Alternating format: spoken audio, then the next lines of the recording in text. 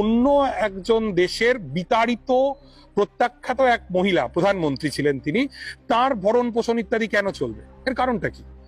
না, আমি প্রথম সারির নিউজ চ্যানেল বা নিউজ পেপারে গত দুদিন আগেও পড়ছিলাম, সেখানে বলা হচ্ছে যে শেখ হাসিনার নামে অনেক মিথ্যা মামলা দেওয়া হয়েছে বাংলাদেশে। তো সেখানে যদি হাসিনাকে ফিরিয়ে দেওয়া হয়, সেক্ষেত্রে তার একটা ক্ষতির সম্ভাবনা রয়েছে বা তার উপর একটা আক্রমণের সম্ভাবনা রয়েছে। সেই জন্য ভারত হয়তো আগলে রাখছে। তা আপনার ইন্টারেস্টটা কি হাসিনাকে রক্ষা করার?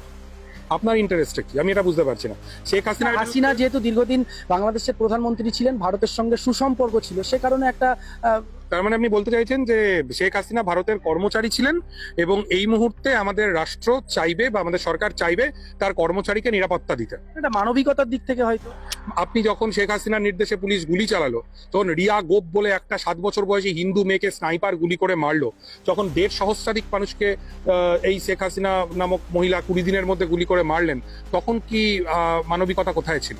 তখন সে মানবিকতা কোথায় ছিল? এই গণহত্যার জন্য তো অবশ্যই শেখ হাসিনার বিচার হওয়া উচিত বলে আমি মনে করি।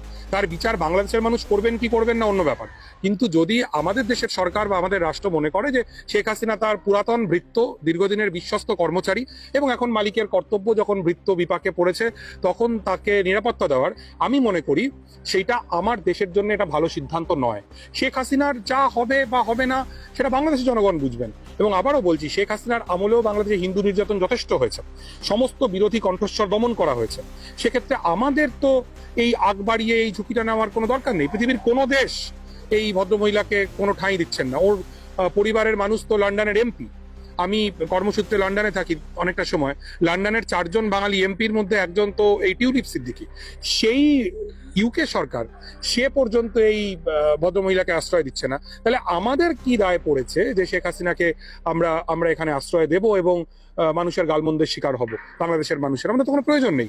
আমরা বাংলাদেশের মানুষের সঙ্গে তাদের যে সরকারই আসুক, ডান বাম মধ্যম যাই আসুক, আমরা তাদের সাথে একটা সুস্থ স্বাভাবিক সম্পর্ক নির্মাণ করব। আমি মনে করি বাংলাদেশের মানুষের সঙ্গে আমাদের যে ঐতিহাসিক বন্ধুত্ব ছিল, তার ছেদ ঘটার সবচাইতে বড় কারণ হচ্ছে শেখ হাসিনার প্রতি আমাদের পক্ষপাত। যদি আমরা এই পক্ষপাত না করি তাহলে বাংলাদেশ এবং ভারতের মানুষের সঙ্গে রাষ্ট্রের সঙ্গে রাষ্ট্রের সম্পর্ক অনেক স্মুথ হবে।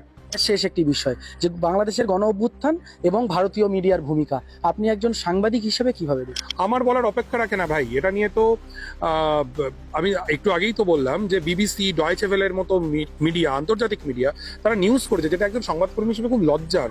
কারণ আমিও একটা সময় পর্যন্ত ইন্ডিয়ান মিডিয়ার সঙ্গে ছিলাম, যে চূড়ান্ত অপতথ্য, মিস ইনফরমেশন, ফেক নিউজ প্রচার করা হয়েছে। এই লিঙ্ক আমি শেয়ার করতে পারি, আপনি আপনার দর্শকদেরকে চাইলে দেখাতে পারেন। এটা খুব দুঃখজনক। মানে এইরকম অ্যাকচুয়ালি এটা যেটা হয় যে মিডিয়ার ক্রেডিবিলিটি নষ্ট হয়, সেইটা যেন আমরা না করি। ক্রেডিবিলিটিকে নষ্ট হচ্ছে গদি মিডিয়ার, তার প্রমাণ কিন্তু 2024-এর লোকসভা নির্বাচন, যে এক্সিট পোল ইত্যাদির কথা বলা হলো, কিন্তু তারপরে ফলাফলটা কিরকম হলো আমরা দেখলাম।